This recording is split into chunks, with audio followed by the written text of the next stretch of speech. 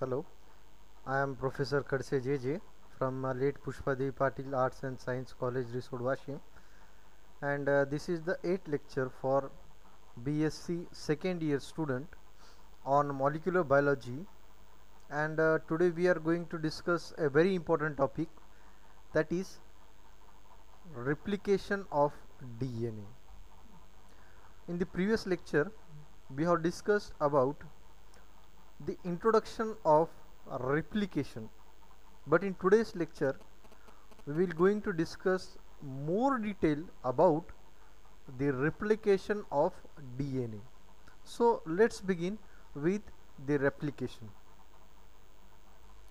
तर आपल्या सर्वांना हे माहीतच आहे की पेशीला कंट्रोल कोण करतो?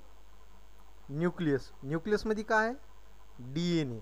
आणि DNA हे महत्त्वाचा कारणीभूत घटक आहे जो की ह्या पूर्ण पेशीला रचना पण करतो, कार्य पण करतो आणि स्वतःला तो कंट्रोल करू शकतो. काय? DNA. ठीक आहे. पण DNA हे रिप्लिकेट होणं अनिवार्य आहे. लास्ट लेक्चरमध्ये आपण बघितलं होतं. तर लास्ट लेक्चरमध्ये आपण हे बघितलं होतं की प्रत्येक सेल म्हणजे प्रत्येक पेशी हे सर्टन स्टेजेस आपल्या आयुष्यामधले पार पाडत असते. जसं की आपण लास्ट लेक्चरमध्ये हे डिस्कस केलं, आपण थोडंसं आणखी इनलाइट करू. जसं की आपलं जीवनामध्ये आपण 4 स्टेजमध्ये जातो. एक जन्म, त्यामध्ये बाळपण, त्यानंतर तरुणपण, त्यानंतर मिडल एज आणि सगळ्यात शेवटी म्हातारपण. तसंच प्रत्येक पेशी पण काही विशिष्ट स्टेजेसमधून जात असते. ठीक आहे. तर स्टेज म्हणजे कुठली? G1 phase, S phase, G2 phase, M phase आणि वेगळी. म्हणजे प्रत्येक पेशी एक नवीन पेशीला जन्म देऊ शकते. यस. आणि त्यालाच म्हणतात सेल डिव्हिजन. जेव्हा एका पेशीपासून दुसरी पेशी निर्माण होती त्याला सेल डिव्हिजन असे म्हणतात. आपल्यामध्ये सेल डिव्हिजन होते का? यस. आता होते का? यस. कुठं कुठं होते? मग जर तुम्ही व्यवस्थित जर सेल बायोलॉजी जर तुम्ही शिकली असेल तर आपल्या शरीरामध्ये पेशा हे नंबर्समध्ये वाढत आहेत. याचं उदाहरण तुम्हाला मी सांगतो. दररोज आपण ब्रश करतो, तर दररोज ज्यावेळेस आपण ब्रश करतो तर ब्रश करता वेळेस होते काय? आपल्या तोंडामधून भरपूर पेशा हे बाहेर आपण टाकत आहे. ठीक आहे. आपण ब्रश करतो म्हणजे काय? भरपूर पेशा आपल्या शरीरामधली बाहेर टाकत आहे. ठीक आहे. आणि नवीन पेशा मग तिथंच निर्माण पण होत आहे. आणि हे पेशा का आपण शेड करतोय? कारण आपण जेवण खातोय, काही केमिकल्स माउथमध्ये आपण इन्सर्ट करतोय. आणि एवढंच नव्हे, काही गरम वस्तू खातोय, काही स्पायसी खातोय. अशा भरपूर कारणामुळं आपल्या पेशा हे डेड होत असतात. आणि डेड झालेल्या पेशा रिप्लेस करणं अनिवार्य आहे. मग डेड झालेल्या पेशा आपण बाहेर शरीराच्या बाहेर टाकून देत असतो. फक्त तोंडच नाही, स्किन पण आणि पोटामधून पण. आपण ज्यावेळेस खाली सकाळच्या वेळी काय करतो, आपण पोट खाली करतो, त्यावेळेस पण भरपूर पेशा आपल्या शरीरामधून बाहेर पडत आहेत. युरिनेशन करतो त्यावेळेस पण, आंघोळ करतो त्यावेळेस पण, आणि मुख धुतो, दॅट इज तोंड धुतो सकाळी सकाळी त्यावेळेस पण. तर ह्या पेशा नवीन निर्माण करणं गरजेचे आहेत. मग ज्यावेळेस एक पेशीपासून 2 पेशी बनतात. गृहीत धरा एक्झाम्पल, ही एक पेशी आहे सध्या, पण ह्या एका पेशीपासून दुसरी एक नवीन पेशी तयार आपल्याला चालू करायची आहे. तर ह्या पेशीला 4 स्टेजेसमध्ये जाणं अनिवार्य. एक प्रथम त्याची स्वतःची ग्रोथ करून घेणं. द्वितीय, आपल्यामध्ये जेवढे पण काही घटक आहेत त्या पेशीमधले त्याला डबल करणं. आणि त्यामध्ये सर्वात महत्त्वाचा डबलिंग कंपाऊंड तो म्हणजे आहे DNA. आणि DNA डबलिंग होणे त्यालाच DNA रिप्लिकेशन असे म्हटल्या जाते. तर आता आपण कुठेतरी आपल्या टॉपिककडे आलो, दॅट इज DNA रिप्लिकेशन. तर DNA रिप्लिकेशन ही एक प्रोसेस आहे ज्यामध्ये DNAची एक एक्झॅक्ट कॉपी आपण बनवत आहेत. कोणत्या स्टेजमध्ये? सेल डिव्हिजनच्या यस स्टेजमध्ये, दॅट इज सिंथेटिक स्टेजमध्ये. आणि त्यामध्ये जेनेटिक मटेरियल जे काही आहे त्याचं डुप्लिंग इन नंबर होत आहे. मग जेनेटिक मटेरियल हे 2 नंबरमध्ये डुप्लेट बनवायचं असेल तर त्याला लागणारे काही मशिनरीज पण लागणार. आपण लास्ट लेक्चरमध्ये बघितलं होतं की आपल्याकडे एखादा कागद आहे, तर तो कागद म्हणजे आपलं जेनेटिक इन्फॉर्मेशन आपण गृहीत धरू. आणि त्याची जर आपल्याला एक्झॅक्ट कॉपी बनवायची त्यासाठी मग लागणारं मटेरियल काय आहे? आपल्याकडे शाई लागल, त्यानंतर मशीन लागल, त्यानंतर पेपर लागल, इलेक्ट्रिसिटी लागल, एनर्जी. तर त्याचप्रमाणे डी एन ए रेप्लिकेशनमध्ये पण आपण एक्झॅक्ट कॉपी बनवत आहे जेनेटिक मटेरियलची, तर आपल्याला काही साहित्य लागणार आहेत. आणि महत्त्वाचं साहित्य म्हणजे हे सगळे रिक्वायर्डमेंट्स आहे, that is deoxy ribo nucleotides, त्याला आपण नायट्रोजनस बेस पेअर पण म्हणतो, आयडिनाइन, ग्वायनिन, सायटोसिन आणि थायमिन. हे आपण सर्वप्रथम फर्स्ट लेक्चरमध्ये आपण याबद्दलची डिटेल स्ट्रक्चर आणि ह्याबद्दलचं detail D N A structure आणि त्याचे कंपोनंट्स आपण बघितलेले आहेत. जर तुम्हाला हे डायरेक्टली कळत नसेल तुम्ही फर्स्ट लेक्चर पण प्रिफर करू शकता. त्यानंतर तुम्हाला कॉपी बनवायची आहे कशाची, डी एन एची. तर ज्या स्ट्रँडची तुम्हाला कॉपी बनवायची त्याला टेम्पलेट स्ट्रँड किंवा जो डी एन ए आहे ज्याची तुम्हाला एक्झॅक्ट कॉपी बनवायची त्याला तुम्ही template D N A strand म्हणा किंवा पॅरेंटल स्ट्रँड म्हणा. आपण साध्या भाषेमध्ये तुमच्याकडे कागद आहे आणि त्या कागदाला आपण काय म्हणतो, मेन कॉपी. ठीक आहे. आणि तुम्ही त्याची मेन कॉपीची जर तुम्ही प्रिंट काढली किंवा झेरॉक्स काढली तर त्याला आपण काय म्हणतो, कॉपी म्हणतो. ओरिजिनल याला आपण टेम्पलेट डी एन ए किंवा पॅरेंटल स्ट्रँड म्हणू. आणि त्याची एक्झॅक्ट कॉपी बनवणे त्याला आपण रिप्लिकेट डी एन एचं स्ट्रँड म्हणलं तरी चालते. ठीक आहे. त्यानंतर काही आर एन ए प्रायमर्स लागतील. आर एन ए प्रायमर्स काय आहेत, सर्टन तुकडे असतात, त्याबद्दल आपण नंतर डिटेलमध्ये बघू. सर्टन तुकडे असतात जे की महत्त्वाचा रोल प्ले करतात डी एन एचे स्ट्रँड बनवत्या वेळेस. आणि सर्वात महत्त्वाचं लागणारे घटक ते म्हणजे एन्झाईम्स. एन्झाईम्स काय आहेत, enzymes are a biological catalyst which enhance the rate of reaction but does not take part in reaction. म्हणजे काय, एन्झाईम्स काय आहेत सर, एन्झाईम्स हे असे काही घटक आहेत जे की दोन रासायनिक पदार्थांमध्ये रासायनिक गतीला वाढवण्याचं काम करतात पण स्वतः त्या रासायनिक प्रक्रियामध्ये पार्ट घेत नाही, अशांना एन्झाईम्स असे म्हणतात. मग हे एन्झाईम्सचा रोल काय आहे, ह्या एन्झाईम्सचा रोल आहे डी एन एची कॉपी बनवून देणे. ठीक आहे, डी एन एची कॉपी बनवून देणे.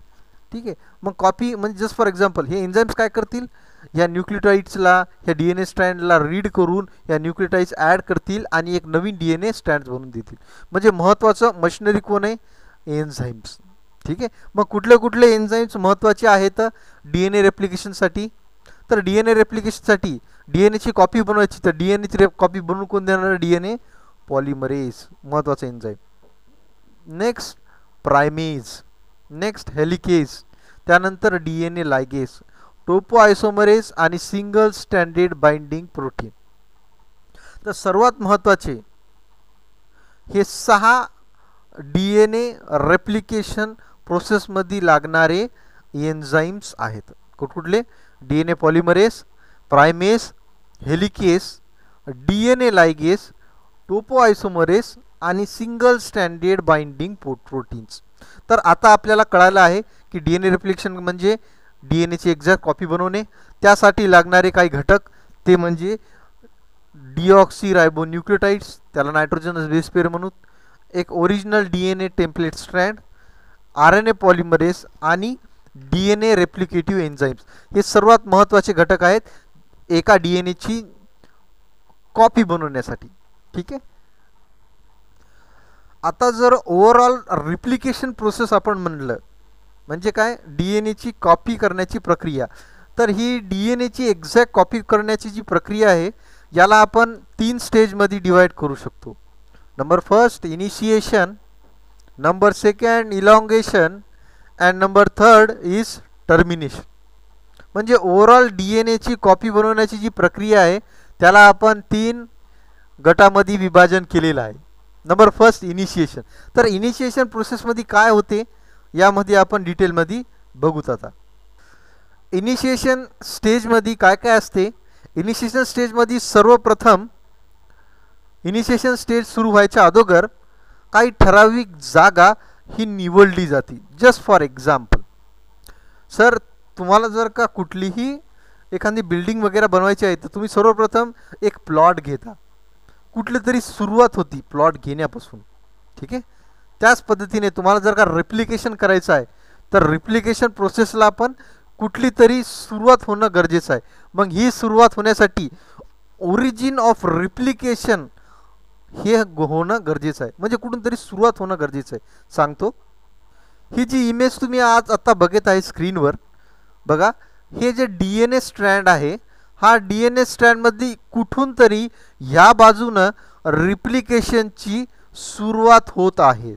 याला ओरिजिन, रेप्लिकेशन ओरिजिन पॉईंट म्हणा किंवा रिप्लिकेशन आय म्हणा, दोन्ही पण एकच आहे. तर कुठली तरी डी एन ए स्ट्रँडवर कुठून तरी सुरुवात होते, दॅट इज रेप्लिकेशन ओरिजिन किंवा रेप्लिकेशन आय, ही सुरुवात होणं गरजेचं आहे. आणि ज्या वेळेस रेप्लिकेशनची सुरुवात होईल त्यावेळेस एक विशिष्ट प्रकारचा एक ढाचा बनला आहे, गोल ढाचा. बघा, जर तुम्ही हे दोन स्ट्रँड आहेत डी एन एचे, हे वरचा एक स्ट्रँड, खालचा एक स्ट्रँड, दोन्ही एकमेकाला चिटकल्या गेलेल्या आहेत by hydrogen bond. D N एला तुम्हाला आणखी डिटेलमध्ये दाखवतो, एक मिनिट. हा बघा, हे एक वन स्ट्रँड आहे आणि हे दुसरा स्ट्रँड आहे, आणि हे दोघं एकमेकाला जोडल्या गेलेले बाय हायड्रोजन बॉन्ड्स, आणि हे नंतर उकलल्या जातात. कशा पद्धतीने? ह्या बघा, हे नंतर हे असे उकलल्या गेलेले आहेत. जर मी उकलल्या गेल्यानंतर हे अर्धा पोर्शन, ठीक आहे, हे अर्धा पोर्शन एवढाच जर का मी झूम केला तर तो कोणत्या आकाराचा दिसल? वाय आकाराचा. तर तो आहे वाय आकाराचा. बघा, हे दोन दोऱ्या आहेत, हे एकमेकांमध्ये गुंतल्या गेलेले आहेत, आणि मी जर दोऱ्यांना असं स्ट्रेच केलं, फाकवलं, तर फाकवल्यानंतर ही एक दोरी इकडे गेली, ही एक दोरी इकडे गेली, ठीक आहे. आणि फक्त एवढाच पोर्शन जर बघितला तर हे वाय आकाराचा दिसत आहे. यालाच आपण रिप्लिकेशन फोर्क असे म्हणत असतो. तर रेप्लिकेशन फोर्क हे कुठून बनतो? Replication I. रिप्लिकेशन आय मधला पार्ट रिप्लिकेशन फोर्क. आणि रिप्लिकेशन फोर्क कुठं आढळून येतो? रिप्लिकेशन ओरिजिन पॉईंटमध्ये आपल्याला हे दिसून येत आहे, ठीक आहे. तर आतापर्यंत आपण बघितलं की रेप्लिकेशन काय होतं, त्यानंतर रेप्लिकेशन प्रोसेस होण्यासाठी लागण्यासाठी गरजेचे घटक ते म्हणजे नायट्रोजनस बेस पेअर, काही एन्झाईम्स, हे आपण सर्व बघितलेले आहे. त्यानंतर रेप्लिकेशन प्रोसेस हे 3 स्टेपमध्ये आहे, इनिशिएशन, इलॉंगेशन आणि टर्मिनेशन. तर त्यामधली पहिली प्रोसेस आपण बघू, that is initiation of D N A replication. आता ज्या वेळेस इनिशिएशन सुरुवात होती डी एन ए रेप्लिकेशनसाठी, तर तिथं एक स्पेसिफिक रेप्लिकेशन ओरिजिन पॉईंट असं म्हटलं जाते. त्यालाच आपण ओरिजिन पॉईंट ORC लोकस असं म्हटल्या जातो. आणि जिथून कुठून पण डी एन ए रेप्लिकेशनची सुरुवात होत आहे तिथं त्या भागामध्ये AT रिच पेअर बेसिंग ही आढळून येत आहे. काय म्हणत होतो मी? लक्षपूर्वक ऐका. ज्या कुठं रिप्लिकेशन ओरिजिन पॉईंट आहे तिथं AT रिच बेस पेअरची संख्या जास्त प्रमाणात आहे, आणि तिथूनच रेप्लिकेशनचं ओरिजिन ही सुरुवात होती. आता जर कोणी प्रश्न असं विचारला की रेप्लिकेशन ओरिजिन पॉईंटमध्ये AT रिच सिक्वेन्सच असणं का गरजेचं आहे, का GC रिच सिक्वेन्स नाही? कारण AT adenine pairs with thymine by 2 hydrogen bonds, आणि तिथूनच ही बॉन्डिंग तुटणं ही शक्य आहे, कारण तिथं 2 हायड्रोजन बॉन्ड आहेत आणि GC मध्ये 3 हायड्रोजन बॉन्ड्स असतात. तर त्यामुळे AT रिच सिक्वेन्स जिथं जास्त प्रमाणात आहेत तिथूनच रेप्लिकेशन ओरिजिन पॉईंटची सुरुवात होत आहे. म्हणजे गृहीत धरा या रिजनमध्ये AT रिच सिक्वेन्स जास्त आहे, आणि म्हणून तिथूनच DNA अनवाइंड होईल, आणि DNA अनवाइंड होऊन रेप्लिकेशन आय आणि रेप्लिकेशन फोर्क ची निर्मिती होत आहे. आणि हे सर्व कुठं होत आहे? इनिशिएशन स्टेजला. ह्या डायग्राममध्ये तुम्ही बघसाल ओरिजिन ऑफ रेप्लिकेशन मध्ये किती आय आहेत बघा, तिथं 3 स्पॉट आहेत, आणि त्या 3 स्पॉटमध्ये कंटिन्युअसली 3 काय झालेत? रेप्लिकेशन फोर्क किंवा रेप्लिकेशन बबल पण दॅट इज निर्माण झालेले आहेत. तर सर्वप्रथम आपण आता बघितलं की सर्टेन रेप्लिकेशन आय वगैरे बनलेली आहे, आणि आल्यानंतर तिथं AT रिच सिक्वेन्स होते. त्यानंतर एक महत्त्वाचा जो एन्झाईम आहे त्या एन्झाईमचं नाव आहे DNA. तर हे DNA नावाचा जो एन्झाईम आहे तो एन्झाईम सरळ जाऊन जिथं रेप्लिकेशन सुरू होत आहे ओरिजिन, तिथं जाऊन तो बाइंड होतो, आणि तिथं जाऊन बाइंड झाल्यानंतर तो काय करतो? तो डी एन एला अनवाइंड करायला सुरुवात कर. हा इमेजमध्ये तुम्ही बघू शकता. तर हे आहे रेप्लिकेशन ओरिजिन पॉईंट. इथं ओरिजिन दॅट इज ORC. त्या रिजनला एक स्पेसिफिक प्रोटीन येऊन बाइंड होते, त्याला DNA बाइंडिंग ए प्रोटीन. तर हे बघा इथं DNA binding protein A plus helicase, त्याला आपण DNA बाइंडिंग प्रोटीन बी. सर्वात महत्त्वाचं ए आणि बी, त्यामधलं सर्वात महत्त्वाचं बी जे प्रोटीन आहे DNA binding protein B along with A along with DNA binding protein C. C protein replication origin पॉईंटला जाऊन बसतो. सी रिक्रूट करतो एला, ए रिक्रूट करतो बीला, आणि बी आणि ए दोन्ही प्रोटीन मिळून काय करतात, DNAला अनवाइंड करतात. आणि ज्यावेळेस DNA स्ट्रँडला अनवाइंड केल्यानंतर बघा हे एक स्ट्रँड इकडं, हे एक स्ट्रँड इकडं, आणि अशा पद्धतीने वाय टाईपचा आकार निर्माण होतो. त्याला आपण रिप्लिकेशन फोर्क असे म्हटल्या जाते. आणि जसं रिप्लिकेशन फोर्क वाय आकार तयार झाला, पण हे परत एकमेकाला जुडतील, हे न जुडू द्यायचं काम असते सिंगल स्टँडर्ड बाइंडिंग प्रोटीन, त्याला SSB प्रोटीन पण असे म्हटल्या जाते. The single standard binding proteins binds to DNA of each strand and remain this strand unwinded. ठीक आहे. आणि दुसरा DNA बाइंडिंग प्रोटीन बी, त्याला DNA बी असं म्हणतो. त्यालाच आपण दुसऱ्या भाषेमध्ये हेलिकेस नावाचा प्रोटीन असं म्हणतो. आणि हेलिकेस नावाचा प्रोटीन काय करते, DNA स्ट्रँडला कंटिन्युअसली अनवाइंड करत असते. हे ते रिप्लिकेशन बबल.